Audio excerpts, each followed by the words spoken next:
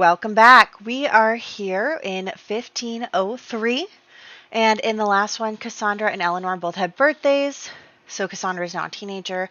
We'll get more into her stuff. And yeah, Isla is still trying to find a husband. She has two good options, but her mother obviously prefers the future Marquis. And but his sister, the future Marquis sister Heath, his sister Kennedy, does not like Isla. So we'll see where we go with that. This year we have, oh, and of course, we had a baby. Did I even put that here? I did. Okay. Well, we had a baby. Lionel was born to Siobhan and Mortimer. So let's see if Lionel survives, and then Albert Landgrab has a birthday, and then unfortunately this year is the year that the Queen passes away. So first we'll start with Lionel. He can't get a 8 or a 16. I got these colors messed up somehow, but I think most of them are okay. Just the first two are messed up. But he can't get an 8 or a 16. Let's roll. Okay, he survives. And then Albert Landgrab can't get a 7 or a 13. He survives. And then I think it was a 1 through 5 is never marry. So he does marry. And then it was a D10 for how many kids. And he will have 2 children. So let's go here. We'll put Albert Landgrab with 2 children. Let's actually go look. Albert. Oops, I didn't mean to do that. Why isn't this working? There we go. Okay, yes. So Randolph had passed away. Albert is the future Baron. He'll have 2 children. He only has 1 brother now. I mean, you know, we've been having some bad luck with like the males who are carrying on the last names. But anyway, Albert Landgrab. So let's, yeah, I think that's it. So let's hop into the game and see where we go from here. Alrighty, so first things first, we are going to age up Lionel into an infant, so let's just get him aged up. We'll go into create a sim really quickly, just throw on some outfits and call that good. So here is little Lionel. He is wiggly, I believe, and he's pretty cute. He looks just like his dad. Unfortunately, no redheads in this family, all black hair all the time. But that's okay. He is still a little cutie. So there he is, and I'm just going to throw this outfit on him for everything, and then we will upload the picture, and just look at him. What a cutie. Okay, so that's going to be his thing. He's not going to do much for for the video. He's just an infant. He'll be a toddler next year. And we are going to then check on getting this needs up. Okay, so everyone is just doing their own thing. We have Mortimer, who is working really hard. We have Siobhan, who is trying to teach the girls and get them into relationship stuff. So as we know, Isla is pretty interested in Heath right now, and she wants to be his wife, but his sister Kennedy does not want her to be his wife, and therefore is kind of getting in her way. So that's something that Isla is going to have to deal with. Also, we have Cassandra, who is still working on the truly accomplished aspiration, also getting very warm. I got to watch out for those seasons. So Cassandra is working on that. And then I am going to have us have a ball today. I thought that that would be fun to do. So as soon as Cassandra is pretty much finished with her painting here, we will go off. And oh, it looks like Heath is calling, so Heath probably wants to talk to Isla, or maybe go to the ball with her or whatever, but she just kind of thinks to herself that she's gonna see him shortly, so we don't need to go see him right now. So yeah, and there is Siobhan, who is just teaching Cassandra and helping her out and stuff, and definitely making sure that she is acting as a proper lady would. Again, Cassandra hasn't even been able to see Sertig, really, so she hasn't been able to spend that much time with her betrothed. They don't have any romance bar yet, so there is that. And then, okay, she's good. Let's start this event, and we will just get it going. It's going to be a ball. I did want to have a little party here because, you know, I just thought it would be good to have everyone around. It is kind of frustrating. I need to get that mod that is like where you can invite people to get to an event. Like you have to be able to invite everyone to the event, even if your sim doesn't know them. That's what I'm trying to say. So I really should get that mod because it is kind of frustrating because I will, you know, start an event and a sim that I want won't be there, and then I have to call them here, and then as soon as I call them here, they try and leave. So I have to either chase them down or control them or whatever, and it's just really frustrating sometimes where that is the case. So anyway, we are here. Cassandra is so beautiful. I can't even stand it in her, you know, formal attire. But we are going to, again, just serve some food, get everyone inside, get everyone dancing and having a good time. The king is having a good time. I actually don't know. Let me look up. What did Queen Elizabeth die from? Not this Queen Elizabeth, Henry's wife. What did she die from? Elizabeth of York? Maybe that's her. Yes, okay, Elizabeth of York. How did she die? How did she die? She died, no, died young. Her children died young. Mary became the Queen of France, died. It doesn't really say, huh? I really wish that it had said. Okay, death and aftermath. I know. So anyway, the Sims are just not doing what I want them to do during this event. So I just kind of am like, seriously, like they don't go where I want. Like Cassandra still hasn't come inside, despite me trying to get her to come inside several times. So that's just really annoying. And so I just didn't want to deal with that. So, oh, okay. Oh, wow. Apparently, Elizabeth died because of complications from childbirth. She had a daughter, Catherine, who died a few days after being born, and she succumbed to a postpartum infection. So she probably wouldn't be here, but we can say that she died in a couple of months. So maybe she was pregnant at the time. Yeah, Elizabeth broke the heart of her husband and shattered him. Oh, it's so sad. They were definitely like so in love, even though it was like an alliance marriage. Like they were just, it's nice. Oh my gosh, I'm so sad that that's how she died. You know, you gotta work on that care for women. Pregnant women need better, I guess, postnatal care or whatever it is. But you know, the time period. Also, it looks like that's a married man, Esther. So you can dance with him. Oh wait, that's her father. No, it's her older brother. No, it's her father. That's her father. Never mind. Okay, you can dance with him.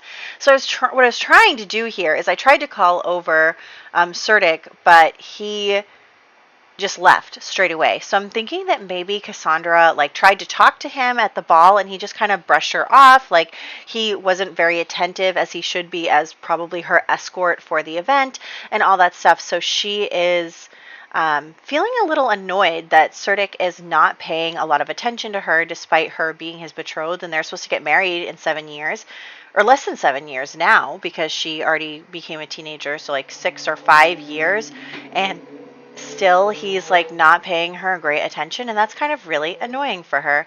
So I'm just gonna have her call him out to this church. Maybe they saw each other at Sunday service, although he's not coming inside. Why aren't Sims doing what I want them to? She's going to come over here, but he's not going to.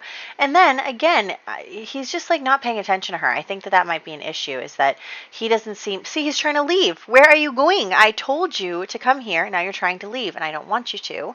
So it's just kind of frustrating as she feels like she's kind of asking for his attention and he's not really giving it to her, which is weird because again, they're betrothed. He should be giving her all the attention she wants and, helping solidify this alliance between their families and everything. So that's really frustrating for her, is that he doesn't seem to be that interested. So we're going to try and strike up a conversation with him. It's not going super well. It just seems like he doesn't want to have this conversation with her.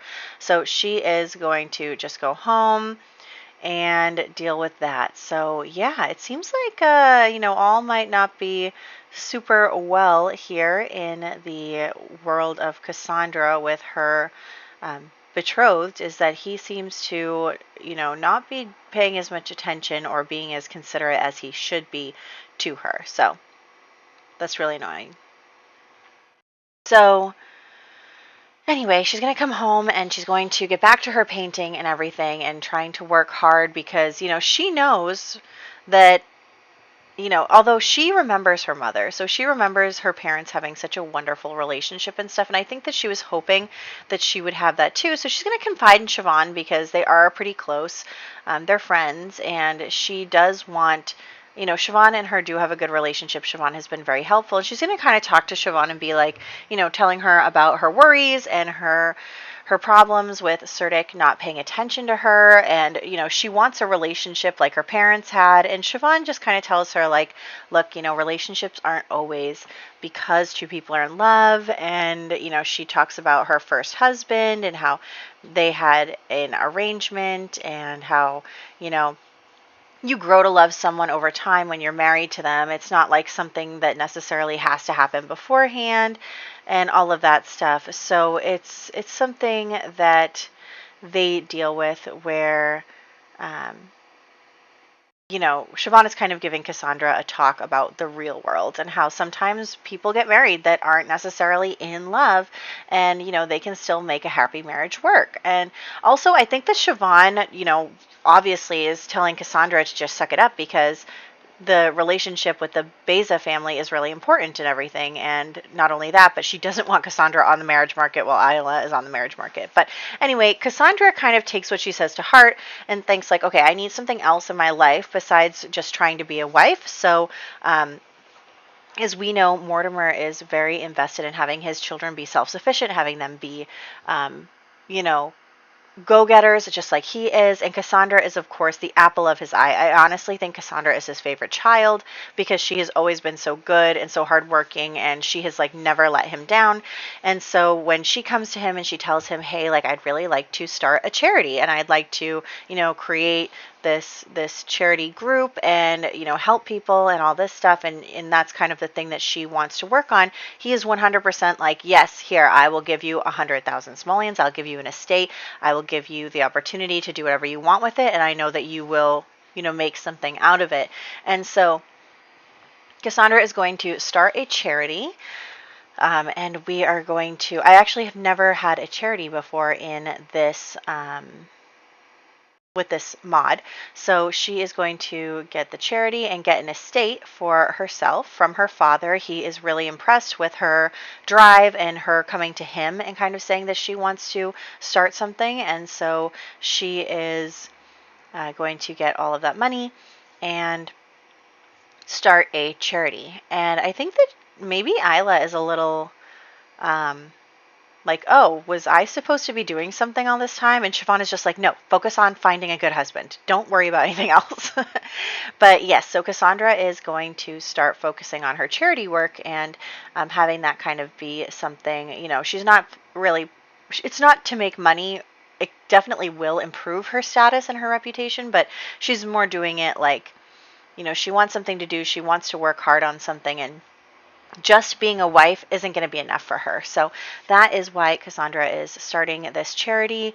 She's really excited about it. All of the kids will be encouraged to do something. Like I said, we made a list together, and Cassandra rolling good was just the icing on top of that cake for her, because I really did want to try out the charity function of the mod, of the Regency Romance mod. So that's a lot of fun. Anyway, so I am going to see if I can't get Isla to see, well, she's out to go see Heath. So let's just first get some stuff going here, and then I have to introduce Isla to a few different people because I need them all to go to the same location and not leave because I need them to do things. So anyway, we are going to, again, have Cassandra do her painting stuff. She is so pretty. Oh my gosh. All of my Sims are so pretty. And all of your Sims are so pretty. I mean, look at Isla. She's gorgeous. So anyway, we are going to head out. And so Isla is going to be out and, at I guess just, you know, we're going to one of the only places that I have downloaded into this game. But like, Isla is just going to go out and be at this location where kids hang out, whatever. So anyway, she's going to come inside and she's going to kind of talk to Heath a little bit. And she notices that Heath is really paying a lot of attention to Esther here. And we love Esther. Everyone loves Esther. She's gorgeous. She's perfect. I'd marry her if I could, but we can't. So it looks like Heath and Esther are, you know, being romantic or courting and stuff, and of course they're leaving. But I'm going to tell you what happened because the Sims don't seem to want to listen to me today.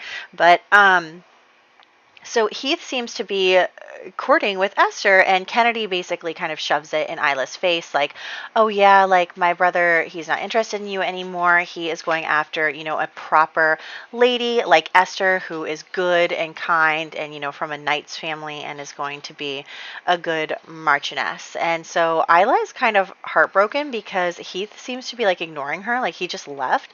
And so she's kind of like, wow, he like really is gonna ghost me like for somebody else. And so she starts talking to Esther after the Dubois twins have gone, and she's actually talking to Esther, and they have a really good impression of each other, and like they get along really well. And she's like, actually, Esther's a really cool person. And even though she's kind of like, she's hurt that Heath didn't dignify her with a response, like he didn't, you know, talk to her about his concerns with her or her mother or his sister's concerns about her and stuff, that he didn't say anything to her, that he just kind of moved on to the next woman. And she is mad about that. But that's okay because she talked to Esther, and Esther actually seems like a really great person, and she feels like, you know, and obviously Edom, who is Esther's brother, is someone who Isla was interested in as well. And so she's like, you know what, Esther's actually a really great person, and I think that maybe you know, maybe her and Heath would be good together, and I want a guy who wants me. And so she kind of goes back to talking to Edom. They go on a little date here. So she's going to talk to Edom, even though she has the whim to break up with him, but she's going to have these, you know, continue to court with him and kind of make him her priority. Her mother is not super happy about that. Siobhan is like, come on, you're just going to give up right away. But, you know, Isla's like, hey, he doesn't want me. He didn't even talk to me about it, and he just left. So she's just like not going to put up with that kind of behavior. Meanwhile, Edom is totally smitten with her, and she loves that. So they are just going to chat and have this date and be spending some time together. And you know, she actually likes Esther too, so she would be her sister-in-law if that happened. And he just proposed to her. He proposed to her. So she said yes. Of course, Siobhan is internally screaming as Isla's like, yes, of course. And Siobhan is like, no, no, no, no, no, no, no, no, no, no, no. But Isla is really excited. Edom wants to marry her. She doesn't have to look any further. She can just get married and be happy with someone who loves her. And so she accepts the proposal right away. Meanwhile, Siobhan is literally having an internal meltdown because this is not what she wanted at all. So that's what's going on there. And we are going to head home now. After I'm doing my best with these Sims, they are just uncooperative today. Oh, and the other save file, remember how it wasn't saving? I don't even know what's going on with that save file. I don't know what I'm going to do. And I tried to open a new save file, and it's starting to have the same problems as that save file. Like, the only save files that are working for me are the ones that I had already previously made. So I'm a little concerned about that, but that's something that I'm going to have to troubleshoot some other time. But yes, so I am stressed about that, is that like it seems like some weird glitch where the game isn't, like if I kill someone and then I go to the map view, they're still alive. Like it's so weird. But anyway, so Isla is going to tell Mortimer all about how Edom proposed to her, and Mortimer's like, yeah, that's great. Like, I don't think he was ever super invested in Isla's love life. You know, she was already a teenager when he met her, and he's just like, you know what, that is great, Isla. I will give you a big dowry, and I will support you in all of your decisions. And he is just, you know, being a very supportive stepdad to her. She's very excited. She's happy to tell him all about it. And he's, you know, humoring her and being excited about that. Anyway, Siobhan comes back and is like, well, you know, she accepted awfully quickly. Like, she should have asked beforehand and blah, blah, blah. And so Mortimer goes off. And so Siobhan starts kind of laying into Isla now. So she's like, how could you just say yes? You're supposed to say that you want to think about it. We're supposed to have a conversation as a family about it. And Siobhan is just like kind of, you know, complaining at Isla. And Isla is like, I don't want to hear this. I don't want to take this from you. So they are arguing a bit about it, and Isla is like, I don't need your, like, you know, your approval. And Siobhan is like, actually, you do, because I'm your mother, and you can't just make these decisions for yourself. And what about Heath? And Isla's like, Heath doesn't love me. And she's like, oh, boo-hoo. Like, you know, she's like, Heath wants to be with Esther. He doesn't want to be with me. He wants to be with Esther. And Siobhan is like, that's not necessarily going to matter that he wants to be with her. And they're just like kind of arguing with each other. And it's getting a little unruly, these arguments that they're having. And so they're just really not seeing eye to eye on this whole thing. Because Siobhan's like, well, we can make something happen. We can still get you Heath. And Isla's just like, no, I don't want to do that. So they're just arguing, and eventually, you know, with the kids, definitely people are going to hear them arguing, like they're just in the living room. So Mortimer comes over and kind of tells them to cut it out, and he's like, you know, what is the problem? And Siobhan is like, Isla could do so much better, blah, blah. And Mortimer is just like, look, she accepted, didn't she? It's over. Stop bothering her. Like, Mortimer is very much on Isla's side, because he doesn't want any drama. Like, he doesn't want any problems. Eden proposed. Isla said yes. That's it. And Siobhan is kind of huffs off and leaves, but she is not happy about the situation because Mortimer kind of shut her down about it. So she is really not happy there. Mortimer just kind of tells Isla that he'll support her and all of that. So they kind of all just go their separate ways here. So there's that. Again, Cassandra with the painting. It's just going on for quite some time, the painting thing, huh? So yeah, I'm just checking on, you know, the estates that we have, and she is starting to work on her etiquette skill now, which is actually good because Mortimer is doing the lasting legacy aspiration from the Regency romance mod, and he needs 2 children to max their etiquette skill in this case. So Cassandra is the first who will be doing that. I don't know what some people are wearing here, but I am going to now kill the queen.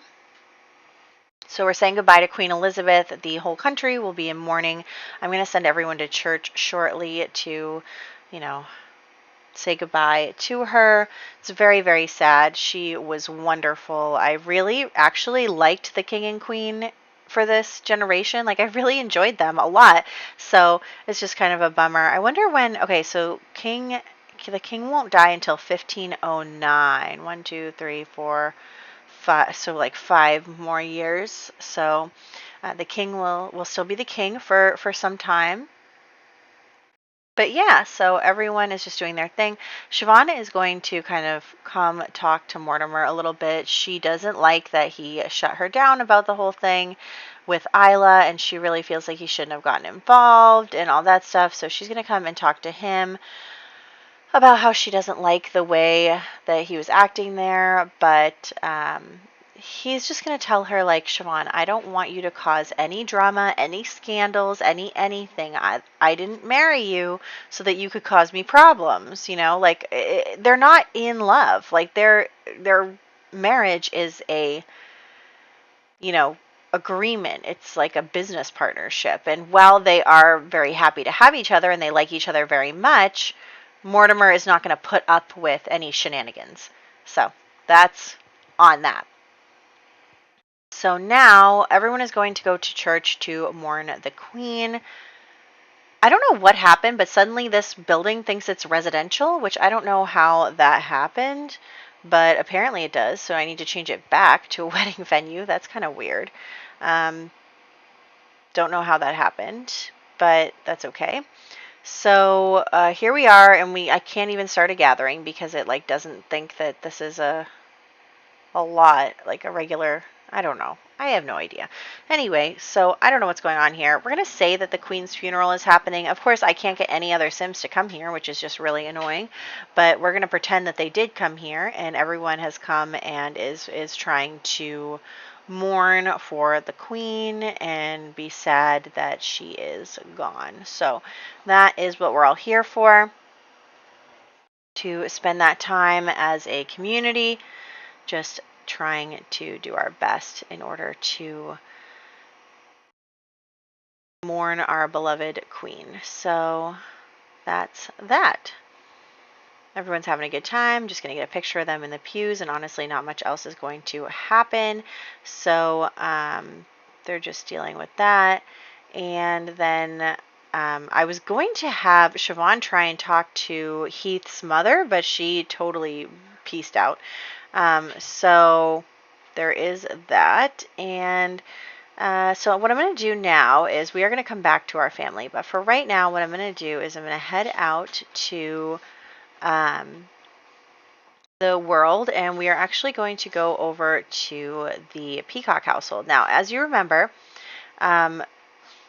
Alice Dakra, yes, Alice Dakra wanted to get a divorce from Bendix because she realized that Bendix was only using her to get revenge on her brother Robert. So she had a lot of stress there, where she realized that, you know, he didn't actually care about her, and, you know, she is just really frustrated because her brother William, who is the current Earl, is not willing to help her. He doesn't want to get involved with a conflict in the Peacock family, seeing as they're pretty well regarded, and also the Dakras were not having a good time lately, so he doesn't want to do anything that's going to step out of line after they already so graciously were granted some mercy by the king after the whole pretender situation. So he is not willing to help Alice out in this circumstance. So anyway, Alice is going to come and argue with her husband here.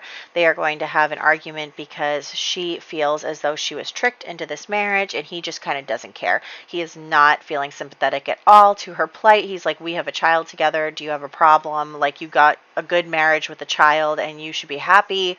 And she's just like not happy. And she's like, you tricked me. Like, you hate my family. Like, who's to say that you're not going to treat me poorly and all this stuff. And like, maybe he's already neglecting her a bit and stuff. And she's like, I thought that we were in love. I thought that we had something. And he's like, well, we didn't. And you're stupid for thinking so. And your brother's stupid for not realizing.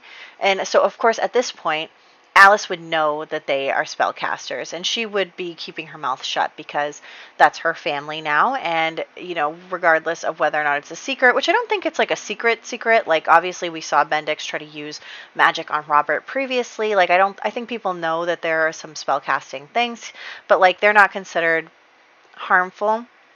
Like, maybe some like light, you know, harmless kind of stuff where people don't think that they can actually do magic, but maybe more like, you know, the kind of magic that would be more like herbalism and stuff at the time. But anyway, so she finds out that Bendix was actually responsible for her brother's infertility. Bendix basically tells her as much, saying that, you know, I got my revenge on Robert. He lost his wife because he couldn't have children, and that was all me. And so Alice is going to tell Robert everything. She's going to say, because Robert wanted to help Alice initially because he hates Bendix for everything that they had gone through in the past. He hates Bendix, and so because of that, Alice knew that she could tell him, and he would believe her, that Bendix is like not good, that he tricked her into marrying him, and then Alice does tell him, hey, like, actually Bendix was responsible for your infertility. And so of course Robert immediately like is furious because if he had been able to have a child with Grace, things could have turned out so differently for him. Either his child could have been the Earl if he had sided with his father, or that Grace wouldn't have been able to leave him because they had a child together, all this stuff. And so he is very much like fuming. He's like, you ruined my life, like all this angry stuff. And so he is furious with Bendix, and they are arguing and all this stuff. And Alice is just like kind of like standing there like, oh my gosh, like, I don't know what to do, but I hope that things go well for me. So Robert and Bendix end up getting into a physical altercation, and Robert actually wins the fight. And so Alice is like, yeah, like, so Robert basically says, like, I'm not going to let you be with my sister. And Bendix tells him, like, well, I'm not going to divorce her. You can't have her back, and no one's going to make me divorce her. And so he ends up killing Bendix right in front of Bendix's daughter, Saphira, which is not good. But yeah, so they end up he ends up killing Bendix in order to, mostly get revenge, but he can say that it was for his sister all he wants. But yes, it was mostly, in revenge of everything that Bendix has done for him. And so the Peacock family comes out pretty quickly because this is their house, and call like the knights to come arrest Robert and Alice. And so since they were in here, and I'm sure that the Peacocks kind of knew some of what was going on with Bendix. Like, his mom did walk in on him cursing Robert, but of course they are going to side with their son over, any outsiders. And so Amelia is basically like furious that her son has been murdered, and she is going to demand retribution from the king. So that's where we're going to wrap up with their story. We're going to come back to them next year. Again, I'm just kind of telling this side story over a long period of time. We are just, things don't happen one after another. Time passes and all that. So anyway, this is Albert Landgrab, and he looks interesting. I feel like his parents' combination of features don't exactly go together, but that's okay. So we are going to give him a cool new outfit. Albert is actually going to be the future Baron, so as long as he continues to live and have children, he is the future Baron before his brother. And so here he is. And then, yeah, I think that was the only other birthday that we had was Albert Landgrab's. So there were no townie birthdays or anything this year, which was really unusual, but there's going to be a lot next year. So then we're going to head back to our house for May Day, just have everybody practice their singing, and also, play with fire. And then I think that there's some like romance stuff that we'll do with Mortimer and Siobhan, so we'll deal with that. But yes, we're back home. I also want Cassandra to continue to work on her truly accomplished aspiration. That is really important for her as well. We'll continue to get up the different like the estates and the charity and stuff. But yes, and then of course Mortimer and Siobhan are going to be romantic with each other. And I think that it's true that Mortimer, what are you wearing? But anyway, so Mortimer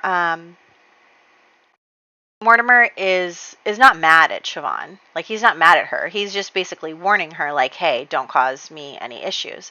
But that doesn't mean that he's not going to, still be affectionate with her and everything. So they're going to continue on that. And that's where we're going to have the kids hang out with each other and do all this stuff. So next year actually is going to be a big year for us because we have our heir, Gabriel Larkin, becoming a teenager. So let me know what you think about him for teenager stuff. And there are a few, there's only like 3 teenage ladies right now for him, but we'll see where we go from there. Maybe I'll add in a new family. I don't know. But for right now, we have Kennedy Dubois, Sybil Peacock, and Elaine Landgrab as the 3 teenage girls that are going to be around who are going to be around the same age as him. So there is that. And I did want to do some spellcasting stuff. Although, wasn't there like a Gamal child that maybe they're much younger than him? I don't know. I'd have to check. I might change some ages. But we'll see on that. And that'll be good. So I'm excited to start with Gabriel as a teenager because he's mean, and I'm so excited to see what his next trait is. And I'm also so excited to see like what kind of totally messy life he has. That is going to be so much fun for us. So I hope that you guys are excited too. Fingers crossed that he survives, like, positive vibes for us. And I will catch you in the next one.